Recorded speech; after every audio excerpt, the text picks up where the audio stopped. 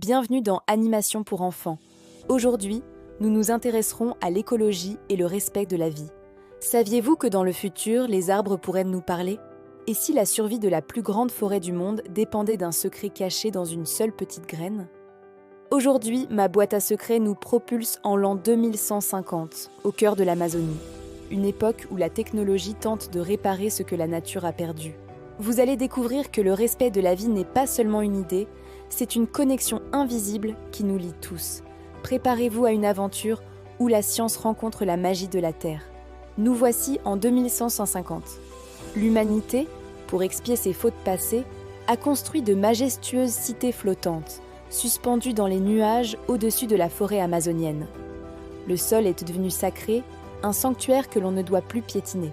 Dans ce monde futuriste, Gaïa, qui est sur l'esprit de la Terre, s'est endormie il y a bien longtemps, épuisée par le poids des machines et de l'industrialisation. Mais tout là-haut, dans l'une de ces cités de verre et de lumière, vit Nia, une jeune pilote de drone libellule au cœur curieux.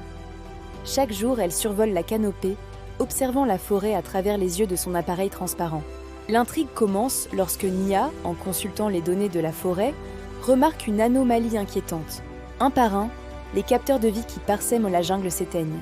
La symphonie habituelle de la forêt, ce murmure constant fait de mille et un sons, s'affaiblit jusqu'à devenir un silence presque total. Inquiète, elle en parle aux adultes de la cité. Leur réponse est toujours la même, détachée et résignée. C'est normal, Nia. C'est l'évolution. La nature change. Mais au fond de son cœur, Nia sent que quelque chose de terrible est en train de se produire. Ce silence n'est pas naturel. C'est un cri d'agonie étouffé. Son intuition lui dit qu'elle ne peut pas ignorer ce signal de détresse.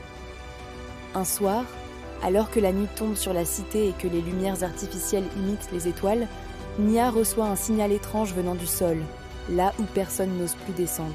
C'est une fréquence faible, presque imperceptible, mais elle pulse avec une régularité qui intrigue la jeune pilote.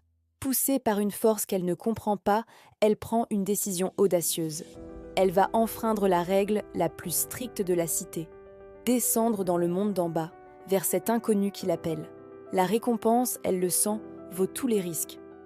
Nia enfile son équipement et, à l'abri des regards, commence sa descente en rappel depuis sa cité perchée dans les cieux. Plus elle s'enfonce sous la canopée, plus l'air se charge d'une humidité et d'odeurs qu'elle n'a jamais connues. Elle découvre une forêt d'une beauté à couper le souffle, mais une beauté empreinte d'une profonde tristesse. Les arbres majestueux semblent pleurer, leurs feuilles tombant comme des larmes silencieuses.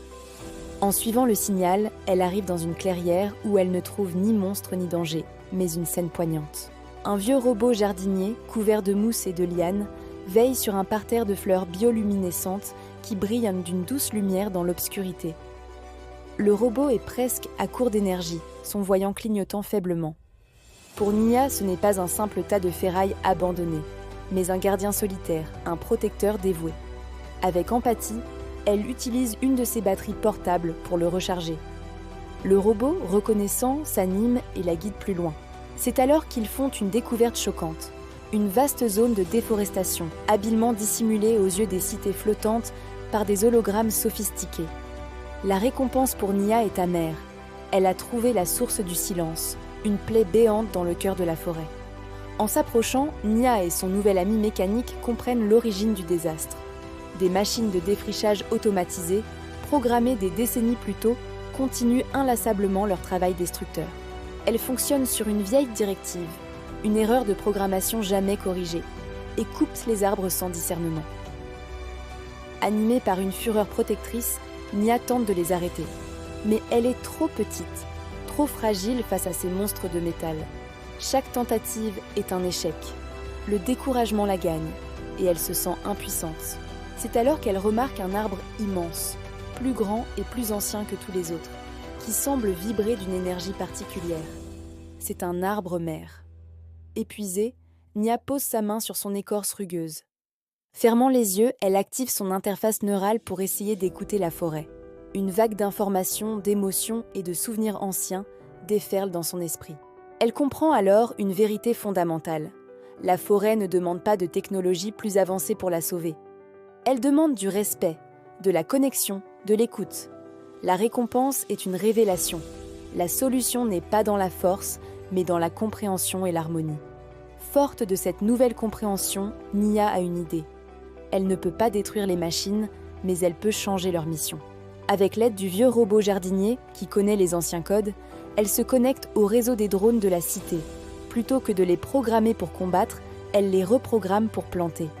Son intelligence et sa sensibilité deviennent ses armes les plus puissantes. Quelques instants plus tard, le ciel s'assombrit, non pas d'une menace, mais d'une promesse.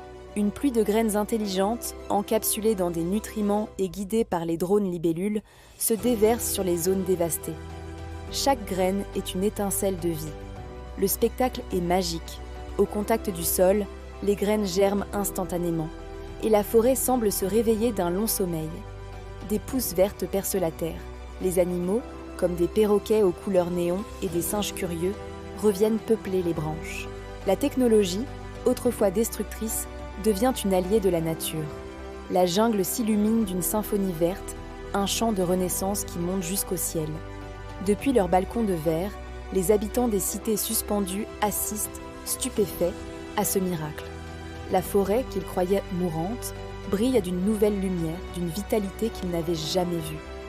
Lorsque Nia remonte, elle n'est plus une simple jeune fille, mais une héroïne. Elle n'a pas utilisé la force, mais l'écoute et l'intelligence.